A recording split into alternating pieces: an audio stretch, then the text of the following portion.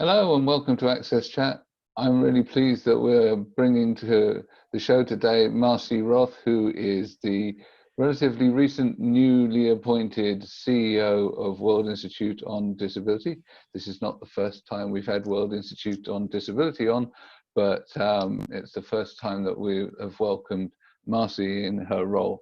And I thought that it was particularly important to bring Marcie on right now because of Marcie's background in disasters and emergency preparedness.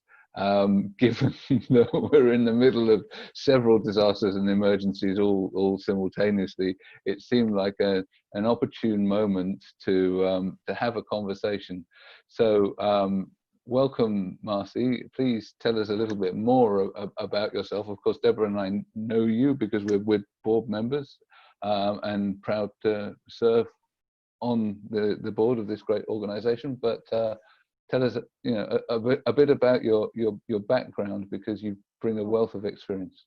Well, thank you, and thank you very much for having me. It's wonderful to be a part of this great work that you all are doing. A little bit about me. I've always worked in disability rights. From very early on in high school, and it became very clear to me early on that the rights of people with disabilities were totally disregarded. And over the years, I've had lots and lots of opportunities, both as a person with a disability myself, as a parent of now two adult children with disabilities, and as a part of my daily existence. Disability rights has just always been fundamentally a part of who I am. I've worked at the local level, state level, national level, globally, but in 2001, immediately following the terrorist attacks in the US, I found myself being looked to for guidance on how people with disabilities in New York City could continue the supports and services that they need when they had sort of cordoned off the area around Ground Zero. And, after many, many years of working in disability services and disability rights, I had never really thought about what happens for people with disabilities in disasters. And, that period began what for me was an almost 20-year journey in which my focus became really very much on what happens before, during, and after disasters. Had the great opportunity in 2009 to join the Obama administration as senior advisor to the FEMA administrator. FEMA is the Federal Emergency Management Agency in the US, and my role there was to begin to reform the process by which the US federal government and all of the government plan for, prepare, respond, and then engage in recovery when there's a disaster. So spent a number of years in the government trying to improve that process.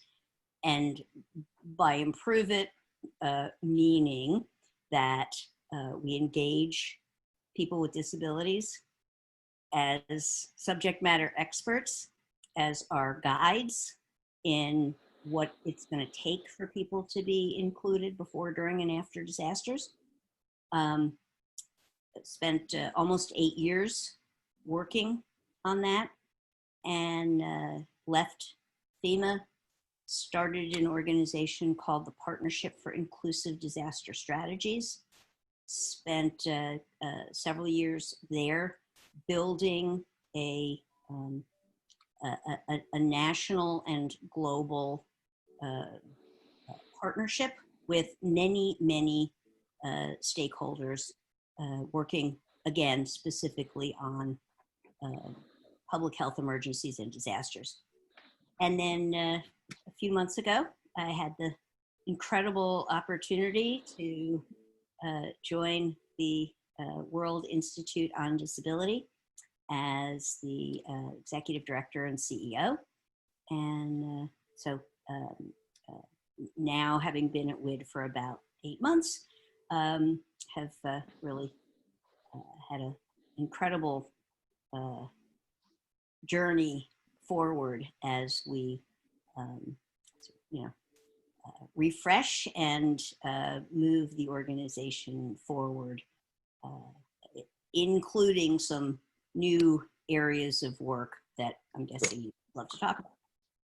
So both Debra and I were part of this whole sort of recruitment process, and whilst disasters and emergencies was an area that was previously covered by WID as an area of expertise, none of us that were doing the selection could have envisaged what was going to hit us only a few months later.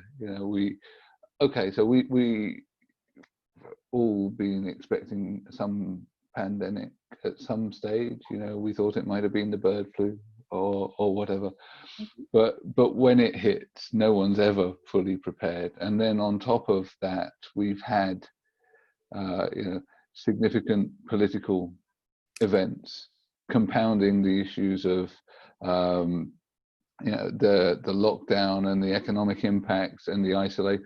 There are so many issues that directly impact people with disabilities that are not thought about in the response to COVID-19, or in the response to how we're dealing with the political issues that are arising around the world. And then on top of that, in the last couple of weeks, we've seen all of the protests going on as a result of this systemic racism, and which is also mapped and equaled with ableism, because you alluded to the ignoring of our rights, because whilst we have as a community acquired rights over the years, they're often not applied. So how are you, firstly, coping with all of this stuff, and what does it mean in terms of what can WID offer, and what can the disability community offer, and also how do I'm asking you too many questions. This is a whole load of stuff. Bring them on. Well, right. I'll stop there. I mean, and say, so what are some of the things that you're doing to address the amazing conflux of significant crises right now?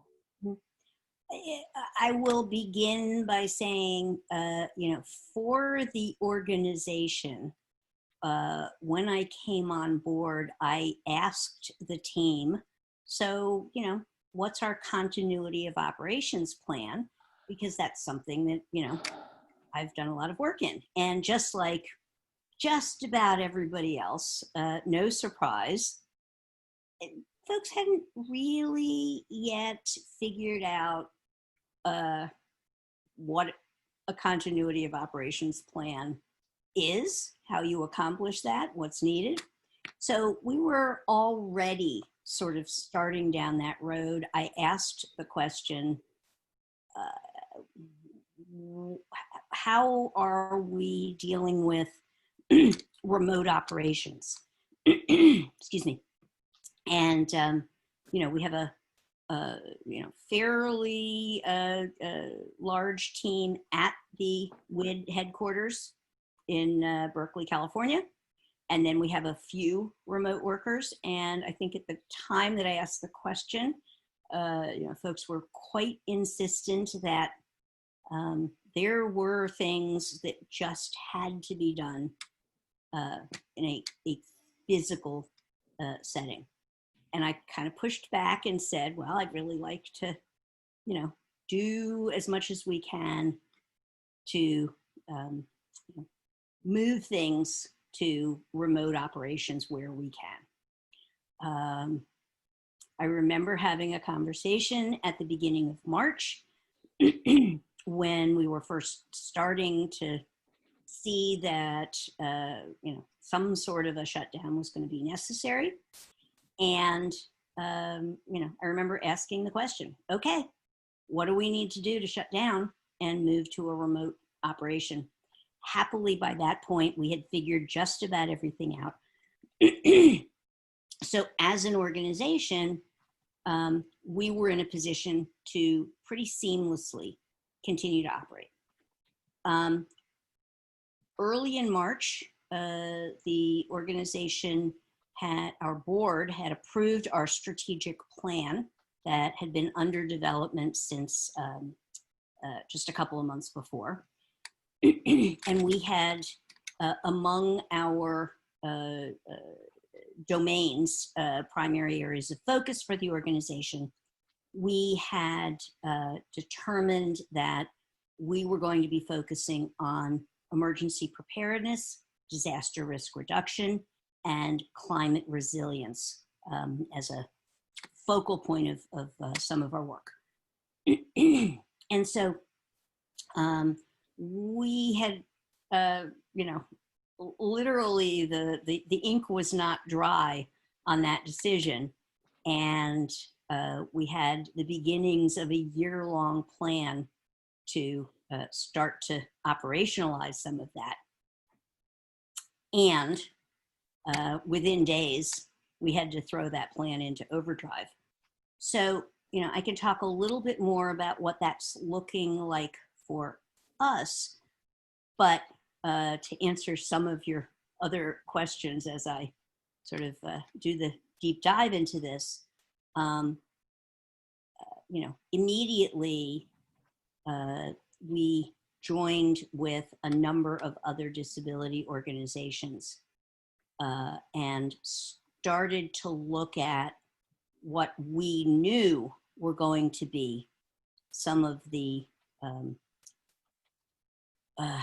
most difficult elements. And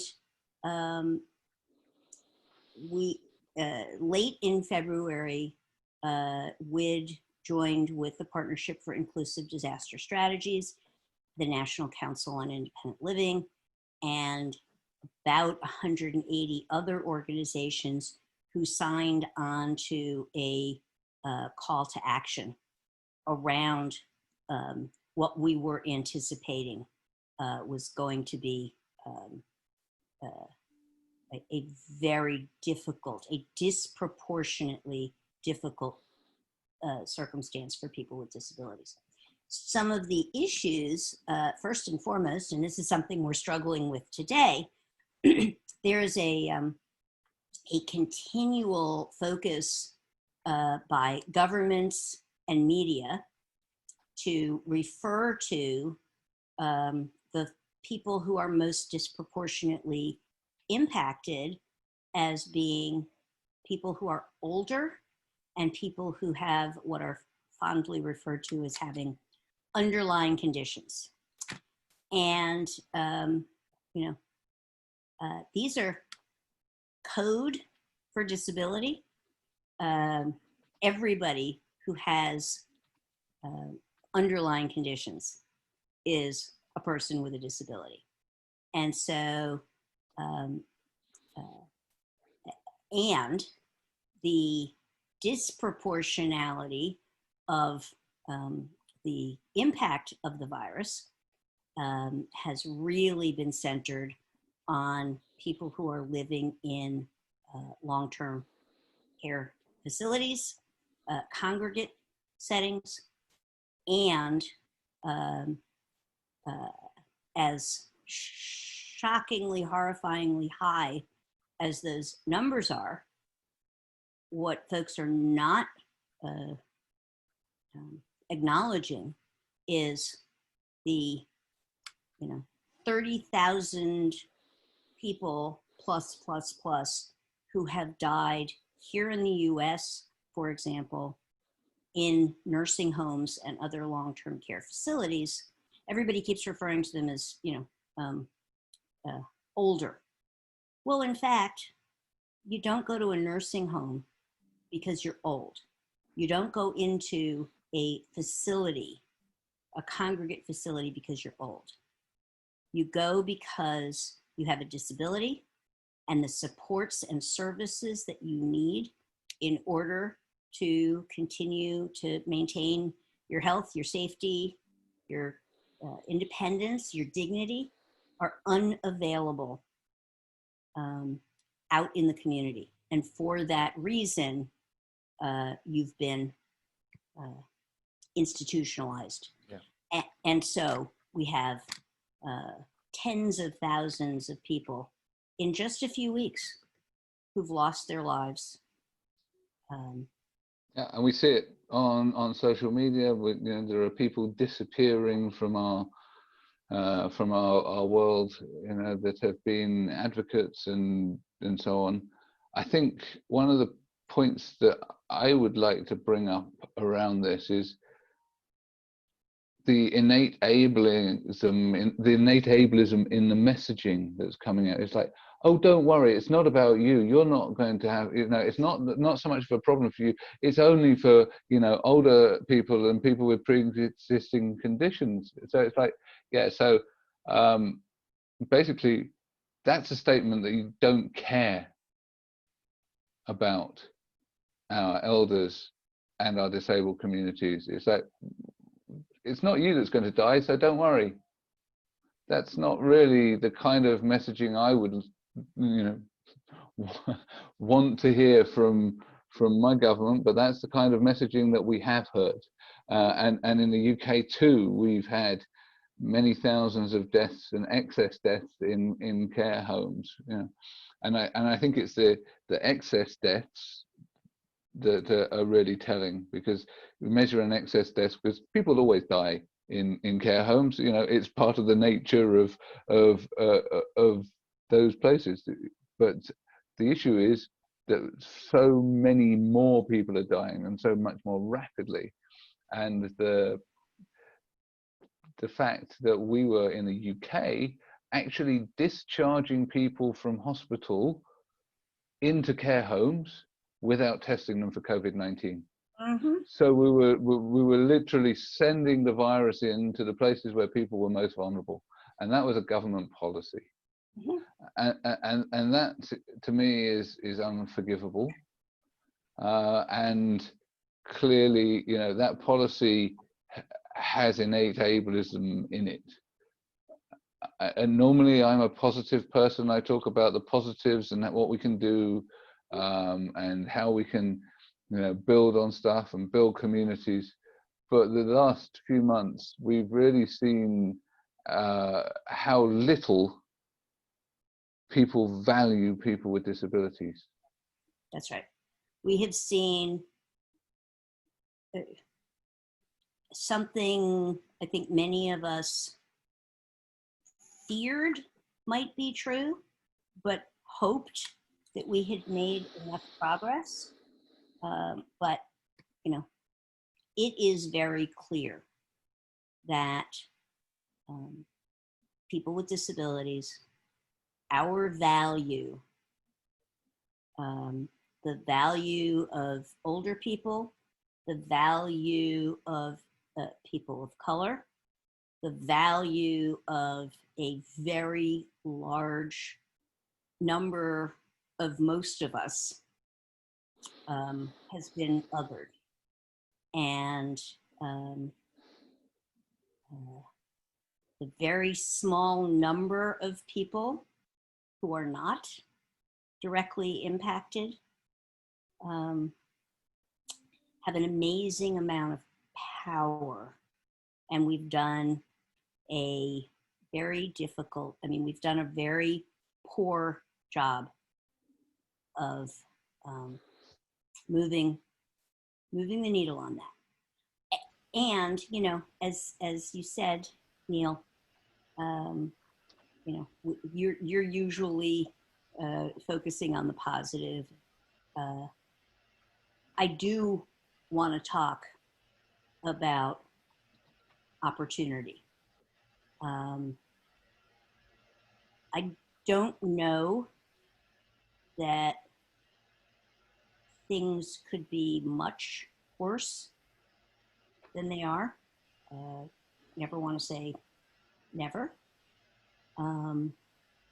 And I'm quite sure that the current circumstances are unbelievably bad for many, many people. But I also think we have three choices right now. We can keep doing what we've been doing. We can, kind of stay stuck right where we're at. We can always go back to the way we were doing things, or we can choose to move forward. And as people with disabilities, I, for one, am calling on all of us to use this as a call to action to change, to make a fundamental difference. And I think it starts with not accepting the status quo. It starts with reaching a hand forward, reaching a hand back, bringing folks to our tables to talk about this stuff, to be angry, to be sad, to be very honest with each other in a kind way. Honest, but kind, not pitting ourselves against each other. And, we know, the World Institute on Disability has held now 2 town hall meetings. Our second town hall meeting was yesterday.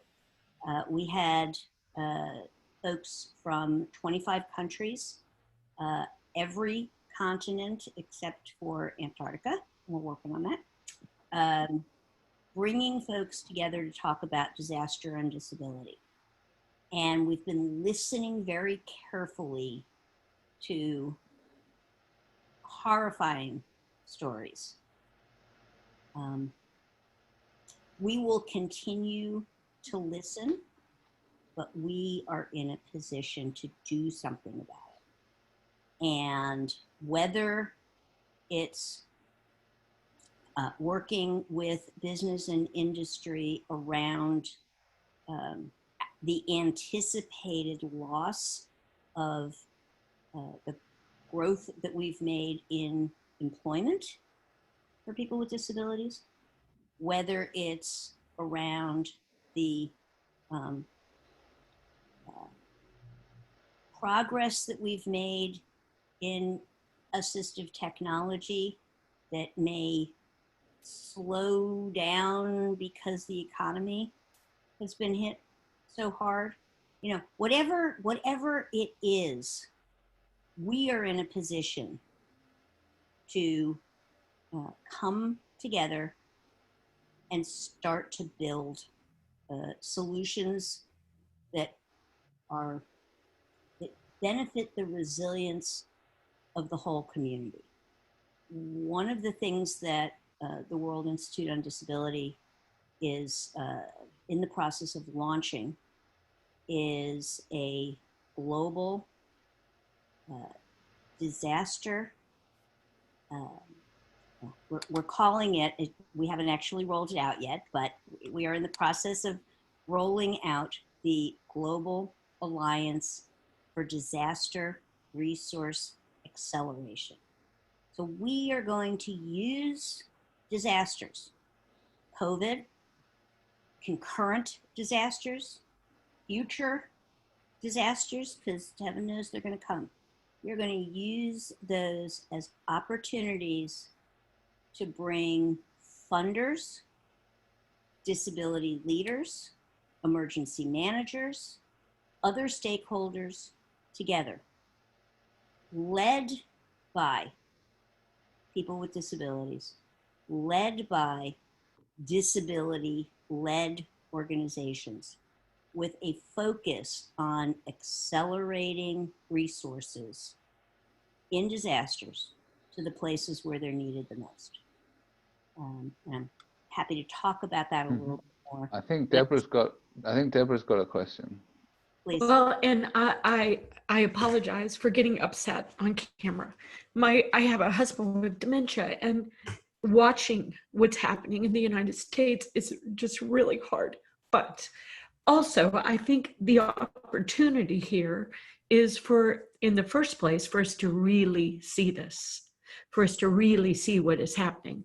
And very proud to be on the board of WID, as is Neil. And I was one of the, I'm on the executive board, but this really, this keeps going on.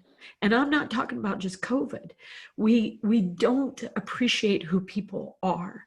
We don't appreciate all the intersectionalities of being a human being. And so I really am glad that WID is taking a leadership role. I'm glad that WID is focusing on more than the United States. I think the world is seeing, believe it or not, there's more than the United States. The United States is a beautiful, amazing, just a wonderful country in so many ways.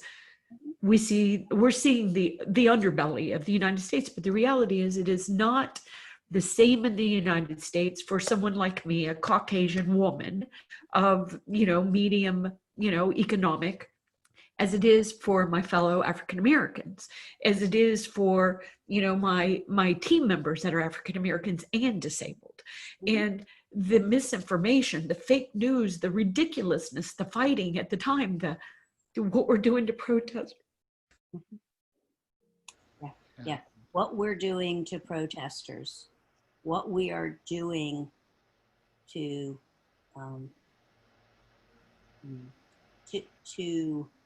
undermine what our government is doing to undermine the free speech that we've fought so hard for. And for people with disabilities, we are still not enjoying free speech. And here we are with our very basic rights, our very basic human rights being threatened.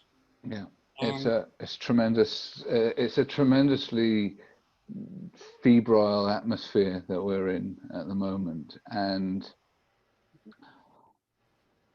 picking up on Debra's point, I feel angry about what has happened to people, what is continuing to happen to people, how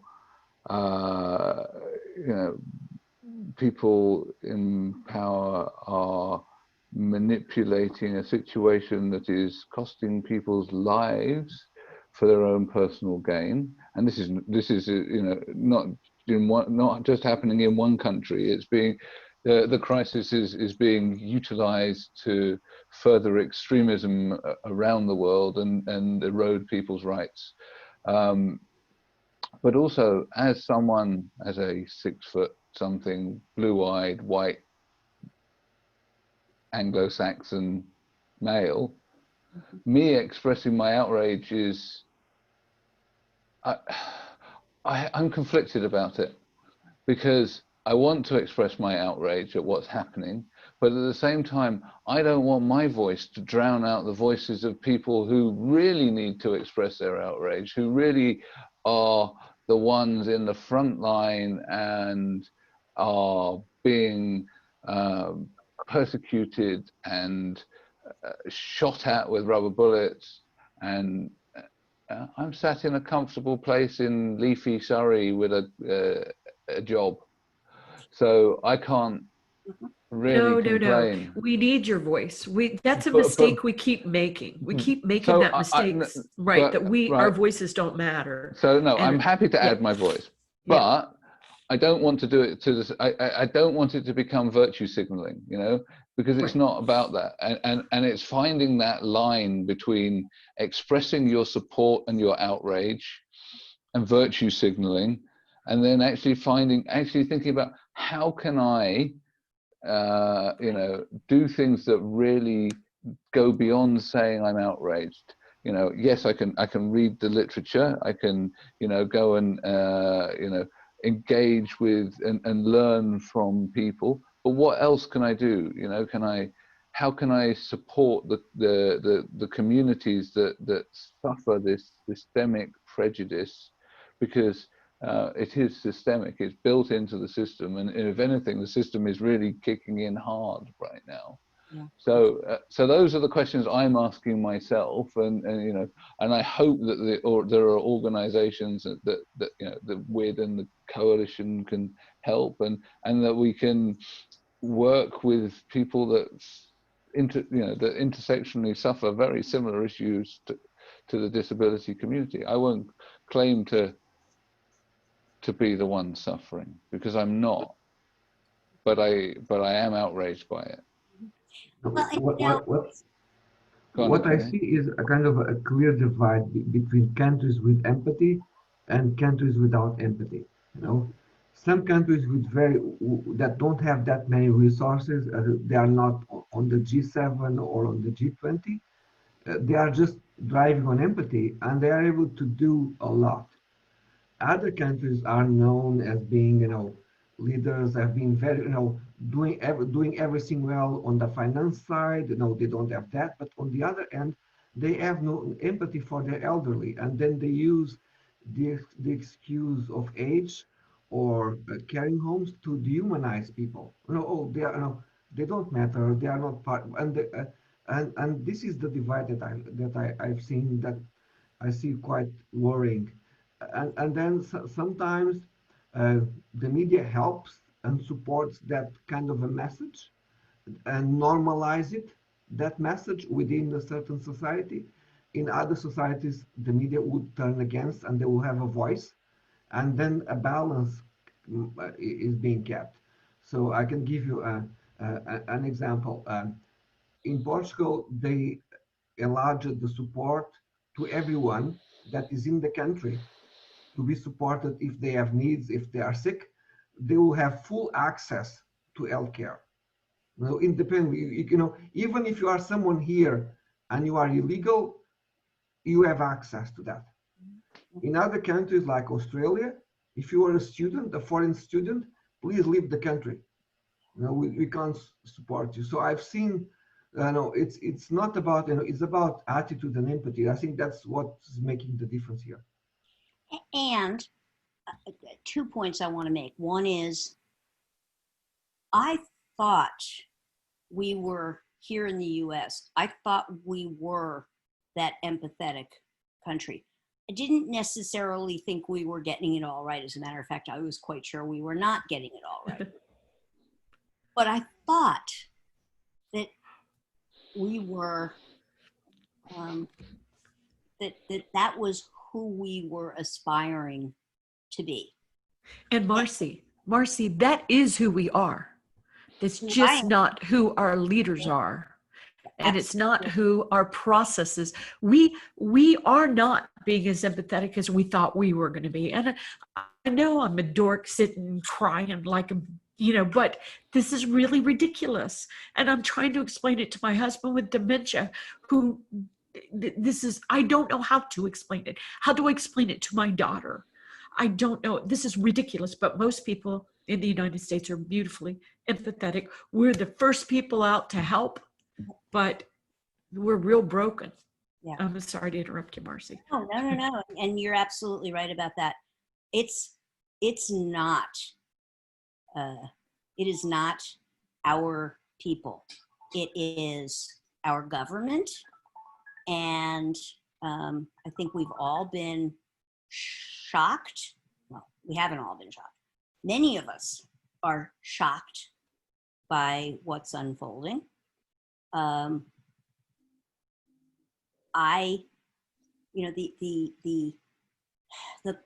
thing that I'm struggling with is, well, I'm struggling with a lot of things, but I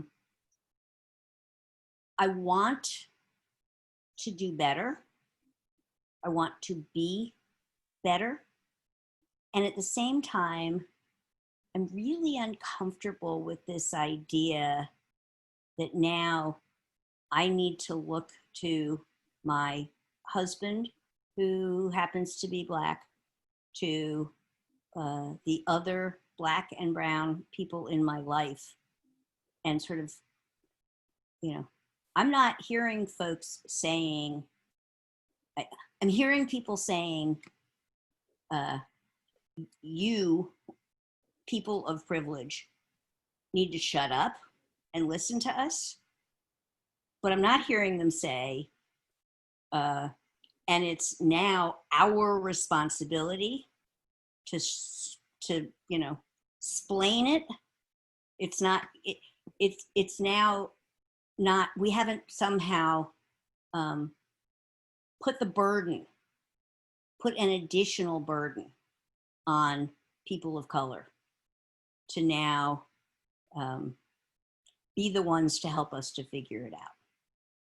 So just the same as it's not okay for us to tokenize people with disabilities, it's not okay for us to sort of, check a box that we've got somebody who has a particular look or somebody who has some sort of a visible disability. It's not their responsibility to be our example. At the same time, I think we also need to figure out how to authentically listen without being ridiculous in the process, and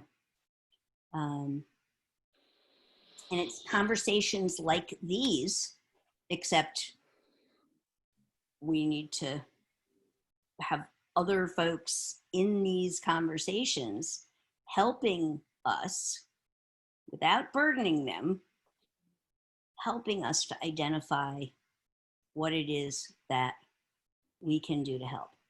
As a spouse of somebody with dementia, on the one hand, we need to know what you and your husband need. But we also need to be careful we're not burdening you with the responsibility to make it okay for us.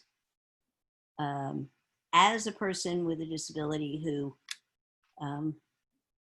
it's starting to look like I have become one of the homebound.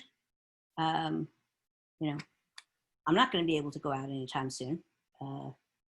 I am almost definitely one of those people who will die if I get this virus. Almost definitely.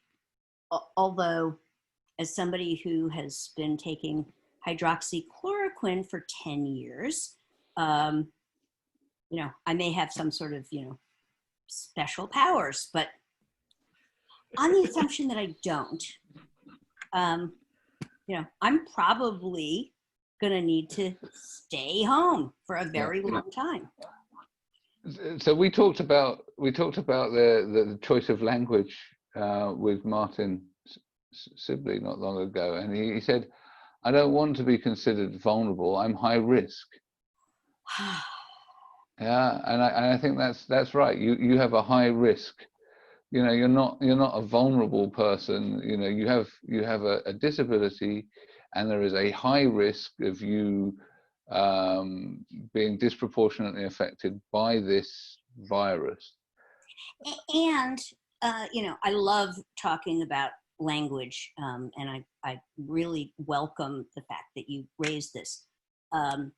We are doing such a disservice by sort of lumping so many people under the vulnerable umbrella, because in a disaster, whether it's a public health emergency like a pandemic, whether it's an earthquake, you know, name your emergency or disaster, we're all vulnerable, but we're vulnerable because the failures of our infrastructure, we're vulnerable because of the failures of our government and those who have a responsibility to be inclusive in their planning. I'm not inherently vulnerable, quite the opposite. You know, as a person with a disability, as a parent, I am so good at anticipating problems and finding solutions. You want me. I'm an asset. I'm not a liability, right? You want me as a part of your planning team. I am not vulnerable unless you plan without me, unless I am excluded and not given the resources that I need in order to be able to be an asset in my community. Everybody can be a force multiplier. Everybody has a role to play before, during, and after disasters. And communities that get that right are the communities that are the most resilient. And the risk factors for me are, you know, sure, you know, because of my disability, because of my health conditions, because of, you know, blah, blah, blah. Sure, I do, in fact, have some significant risk. But my risk has been significantly impacted by the failure of the government to address this pandemic at the front end, the failure of our government to give our communities the tools and the resources that we've needed, the political gaminess that has resulted in the denial of personal protective equipment for some communities. Yeah. Apparently based on some political decisions, based on some, you know, ill-gotten gain. Yes, indeed. Right? And we're seeing similar failures in our own, in the UK too, where we've huge numbers of deaths, and many of them are unnecessary because we've taken political decisions. For example, the fact that we've taken a political decision to open up our economy and come out of lockdown when we're not really prepared. We haven't got the contact tracing in place, where, you know, all of these kind of things. They're political decisions that are going to result in people's death, that are unnecessary because we haven't been prepared, and we've also decided that this is, you know, serving an agenda. I could talk about this for a lot longer. Unfortunately, we have to close, but I'd like to thank, you know, the people that keep us going here, the Barclays Access, the Microlink, the MyClearText for keeping us captioned and accessible. Sorry, lovely corporate people, if we got a bit political today. I'll make it up to you later. But you know, these are tough times, and you know what? I'm not talking about party affiliations here. I'm talking about, you know, failures of our system, the failures of our checks and balances. You know, it's more than just party politics. So thank you, Marcie, because it's been a rich conversation, and I'm sure that we're going to have a very rich conversation on Twitter. I'm really looking forward to it. Thank you so much for including me, for peeling back the layers of this onion with me a little bit. And, you know, I welcome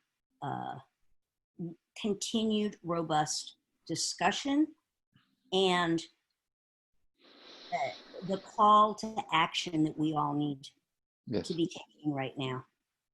We can continue to make the same mistakes and then be shocked by the fact that we're getting the same results, or we can use this as an opportunity.